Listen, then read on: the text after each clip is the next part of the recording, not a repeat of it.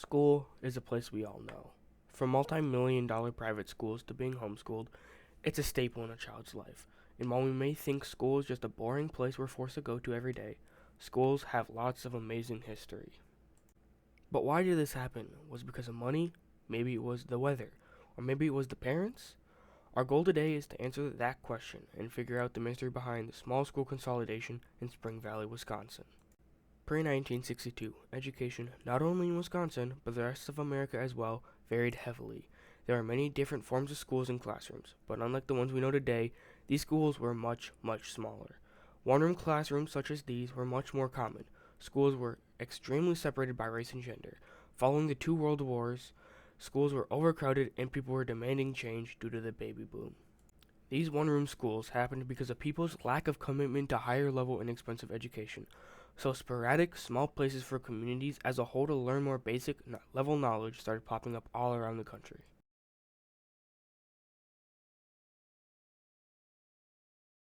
During the 1960s, Wisconsin's education system was going through a revolution. People wanted higher quality education as well as a more accessible way not only to learn, but to build skills. In 1962, Wisconsin's education system was going through a series of great changes. Small schools were closing down and consolidating into the large schools we all know today.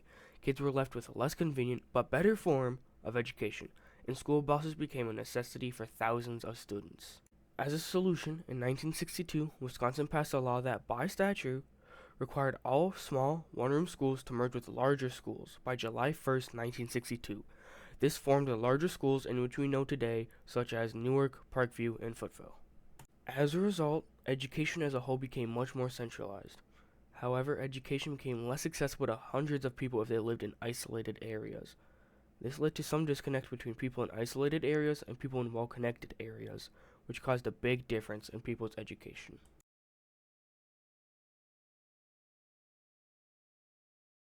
The first question was, what was Newark School like before it shut down? I was only there for pre-K.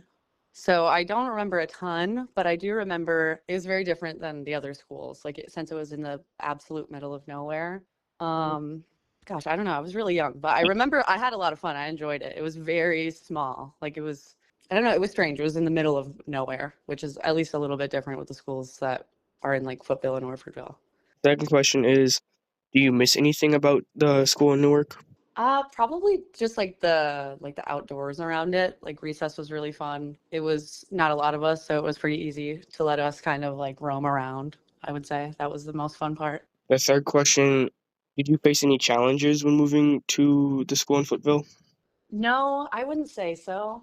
There were some of the same kids that I knew in Newark in my class, so it didn't feel like a completely foreign territory. And I still had the same, I forgot this part. I had the same teacher. I think it was Mrs. Lale was my pre-K teacher, and then she moved to Footville the same year I did. So that was like, I remember thinking like, oh, this is pretty much the same. She was, Uh, the fifth question is, how was Footville before it closed? it was the only school experience I had with a staircase, so it felt a lot bigger, obviously, than Newark.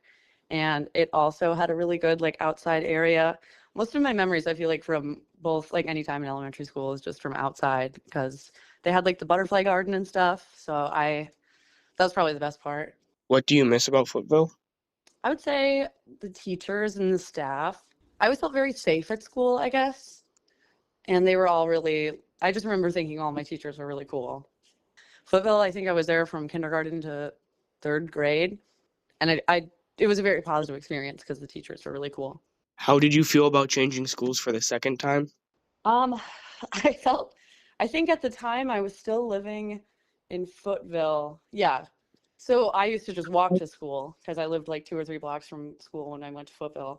So then when we moved to, or when we had to go to Orfordville, I had to take the bus, which is a pretty long car ride. So I just remember it felt like a very crazy commute to me. I was like, oh my God, I'm going to like a whole other city. It felt very, very foreign. It was very, I was a little older too, so I remembered a little better, but it was definitely a different experience moving from Newark to Footville. It was, I guess that would where, those where it got like scary to me, I guess. Did you face any challenges when moving to Parkview?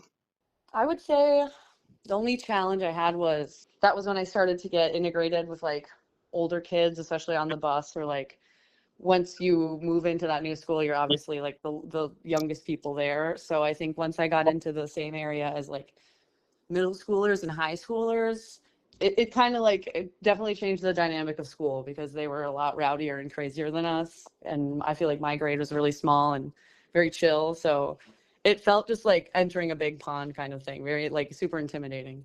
Out of all three schools, what school did you like the most and why?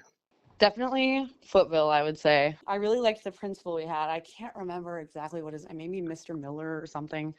But I remember maybe it was like an Irish name, but he had like a ponytail and kind of salt and pepper. He was really cool. I just remember it being a very like close knit thing, and it was very. I feel like it was very nature oriented. I feel like we were always out in like the butterfly garden. We would release butterflies every year. It was very like nature oriented, I guess.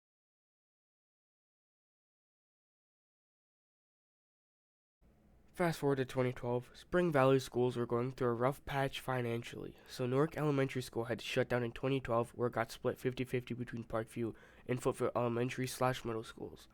In 2015, the Footville High, Middle, and Elementary schools faced the same fate as Newark Elementary School, so they had to shut down and the entire district was added to Parkview. This chain of events happened because a referendum for Newark Elementary had failed, so the people in the district voted to close and split Newark's district in two and give the halves to Footville and Parkview. Footville also had a failed referendum, so the people in the district voted to close all Footville schools and merge the district with Parkview.